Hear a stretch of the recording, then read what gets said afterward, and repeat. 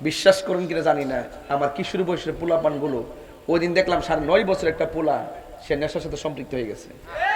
সে চিনলো কিভাবে, তারা ধরাইলো কেডা? আপনি কি মনে করতেছেন? ছোট্ট একটা ঘরের ভিতর তোমরা বস্তার ভিতরে গাঁজা সি সারি কোন ফেকেটটি কিভাবে রে কষ্টিপ দিয়ে মাইরা রাখে রে। এরপরে ঘর থেকে বাড়ি করছে বউটা আমি কত কথা কইছি তা রাগ কইনা করো, রাগ কইনা আমার কথা শুনে না, জামাইরে দোষ দে, অথচ তাই নিয়ে গেলাম কার বাড়ি করে।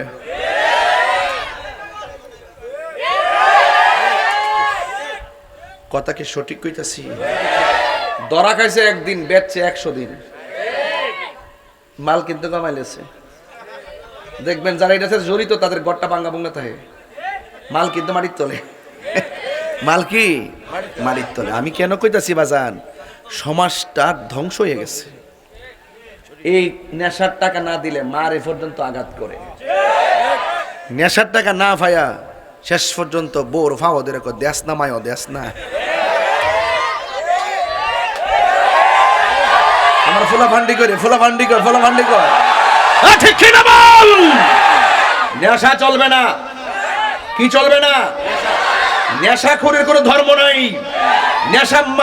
নেশা মাকে মা বলে মূল্যায়ন করে না, নেশাখোর নিজের বোনকে মূল্যায়ন করে না, নেশাখোর নিজের পরিবারকে মূল্যায়ন করে না, শান্তির করে অশান্তির আগুন লাগায় রেখে নেশা কথা বলে।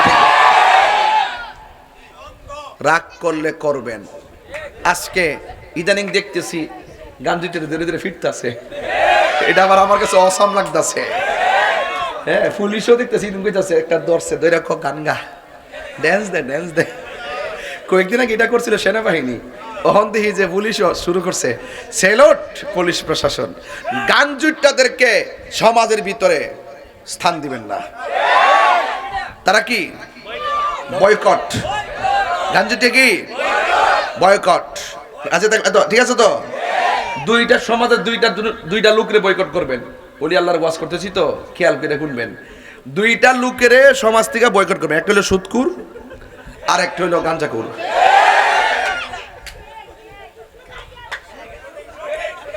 কথা কি ঠিক আছে? সমাজের ফলমান যদি একজোট হয়ে সুদকুর রে মসজিদের কমিটিতে রাখতাম না, আমার মনে হয় এই ফুলামান্ডি হারিয়ে গেলে সুদকুর ওই মসজিদের বারান্দার সভাপতির পদলে হারিয়ে পারতো না।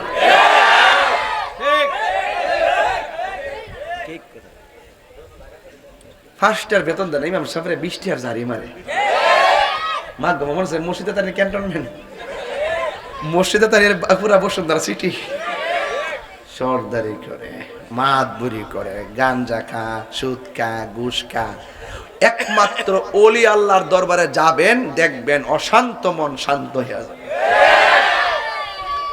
আমার মনে হয় আজকের ওয়াজটা লাগছে, কার গায়ে লাগছে জানি না, সুদ করে গায়ে লাগছে।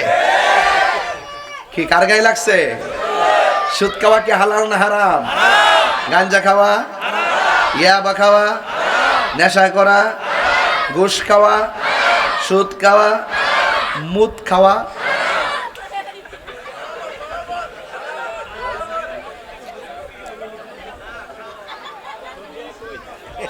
আজকে কি আপনারা আমার ওয়াজটা বুঝতেছেন? আমি কিন্তু আইসি আজকে বরাক বাস দিবার লাগিয়া। তরিকতের ওয়াজ করতেছেন না? তরিকতের ওয়াজ না এটা?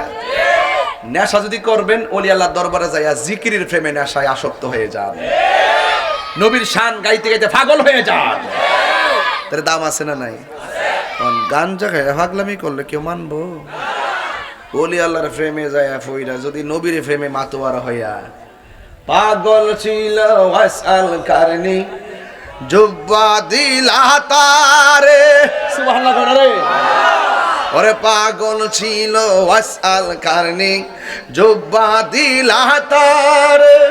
আমি পাগলাই কিছু চাই না, চাই যে তোমারে প্রিয় হাবিব। পাগলের রাখছো কেন দূরে ও প্রিয় হাবিব, পাগলের রাখছো কেন দূরে। জুড়ে জুড়ে কি সুবহানাল্লাহ বলা যাবে না? গভীর মনোযোগ। আমি একটু পরে পরে একটা বিষয় নিয়ে লড়া দিব, কষ্টই আপনাদের। আমার নবী, আপনার নবী রহমাতুল লিল আলামিন বলেন আল বেলায়াতু জিল্লুন নবুওয়াত, বেলায়েত হলো নবুয়তের ছায়া মোবারক। নবুয়তের দরজা বন্ধ, বেলায়েতের দরজা কিয়ামত পর্যন্ত খোলা। এই আল্লাহর ওলি রিকশাওয়ালাও হতে পারবে, আল্লাহর ওলি সিএনজি ওয়ালা হতে পারবে, আল্লাহর ওলি কোদাল দিয়া যারা মাটি কাটে তারাও ওলি আল্লাহ হতে পারবে। তবে একটা কথা হলো, ওলি আল্লাহ হইতে গেলে সোহবতে যাওয়া লাগবে। আমার আল্লাহ বলেন কুনু মা'আস সাদিকিন,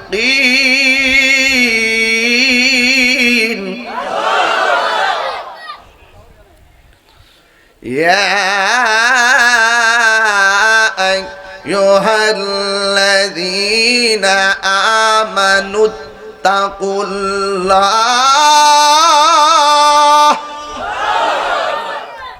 ওয়াবতাগু ইলাইহিল ওয়াসিলা। ঘোষণাকার ওসিলা তালাশ করতে হবে, ওসিলা তালাশ করতেই হবে।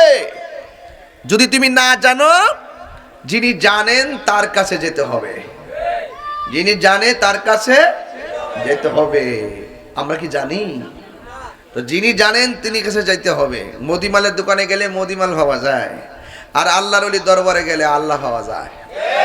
একটা হলো বাবের বাজার, আর একটা হলো ববের বাজার। ববের বাজার সোয়াবিন টোবিন বিক্রি হয়, আর বাবের বাজারে নবীর মহব্বত লেনাদানা হয়। কথা বলেন ঠিক কি না? মহব্বত দিয়া কিনতে হয়। বুঝতে পেরেছেন?